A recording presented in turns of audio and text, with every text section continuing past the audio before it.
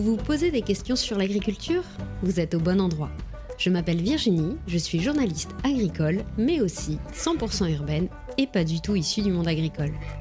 Depuis que je travaille dans ce domaine, je vois bien qu'on a tous des milliers de questions sur le sujet. Dans Agriquois, j'ai décidé d'essayer de répondre à toutes ces questions qu'on n'ose pas poser. Bonne écoute! Bonjour tout le monde et bienvenue dans ce nouvel épisode du podcast Agriquois. Durant le mois de décembre, je vais répondre aux questions que vous m'envoyez dans le cadre de la lettre au Père Noël agricole. N'hésitez pas, si vous avez une question, je vous mets le lien en description.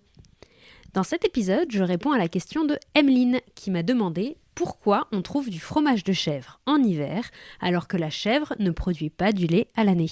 Merci Emeline pour ta question. Déjà, je pense que certains doivent se dire « Comment ça, il n'y a pas de fromage de chèvre en hiver ?» Et bien justement, on va en parler.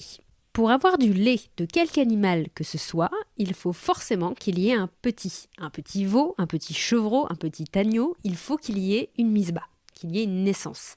Et dans le cas de la chèvre, elle est en chaleur à l'automne.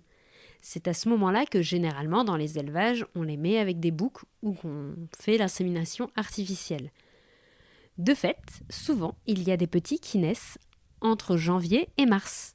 Donc, il y a du lait de chèvre, souvent de février-mars, jusqu'à l'automne. Et donc, il n'y a pas de lait de chèvre du début de l'hiver jusqu'à février-mars.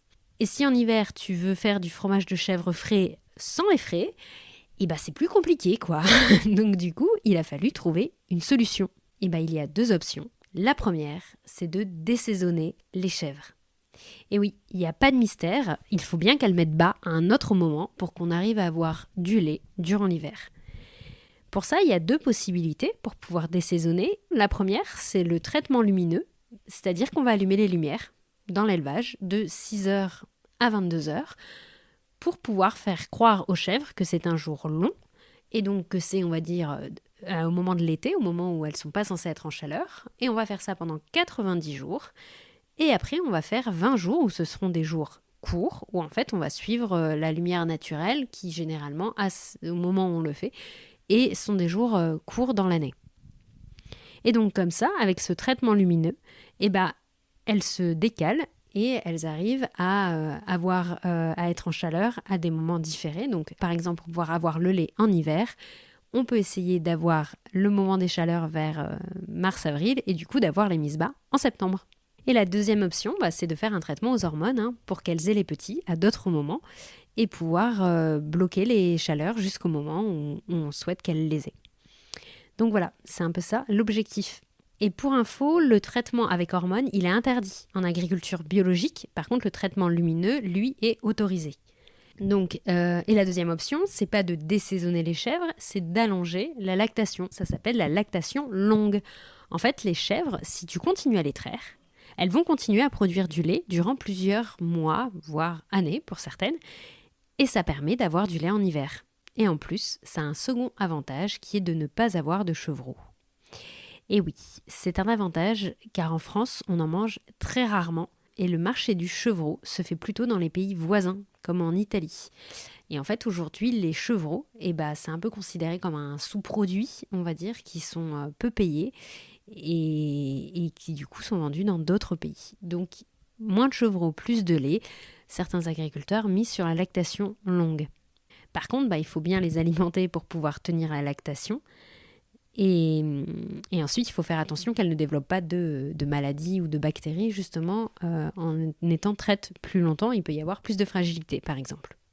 Donc tout ça, ça va être le choix de l'éleveur et de son marché, et de savoir comment il veut gérer l'hiver.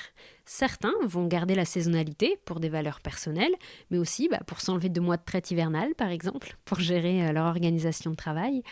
D'autres vont miser sur la lactation longue ou le désaisonnement pour avoir du lait en hiver, et par exemple, continuer la production de leur fromage s'ils vendent en vente directe. Ça peut être aussi pour être mieux payé, vu qu'il y a moins de lait disponible sur le marché en hiver, il est généralement mieux rémunéré. Donc ça a aussi un intérêt financier pour les agriculteurs qui le font. Donc voilà, ça va être vraiment à l'éleveur de choisir sa stratégie, de savoir s'il veut désaisonner, faire la lactation longue ou garder la saisonnalité naturelle des chèvres. Et pour les autres animaux, ça se passe comment du coup ? Et bien la brebis aussi, elle est saisonnière, mais elle n'a pas la lactation longue, ça marche pas chez elle. Et donc si vous trouvez du fromage de brebis en hiver, c'est qu'il y a eu un désaisonnement. Et pour la vache, le cycle des chaleurs n'est pas saisonnier, donc les éleveurs vont détecter quand la vache est en chaleur à un moment de l'année pour avoir justement du lait toute l'année. Certains, d'ailleurs dans le cas de la vache, vont au contraire essayer de synchroniser les chaleurs pour pouvoir organiser leur travail de façon différente à l'année. Donc voilà, c'est vraiment la gestion de l'éleveur et pour répondre à notre demande de consommateurs. J'espère que cet épisode vous a plu. N'hésitez pas si vous avez des questions, c'est l'objectif de ce mois-ci avec la lettre au Père Noël agricole. Vous avez le lien en description pour pouvoir m'envoyer vos questions et on se retrouve dès demain dans un nouvel épisode.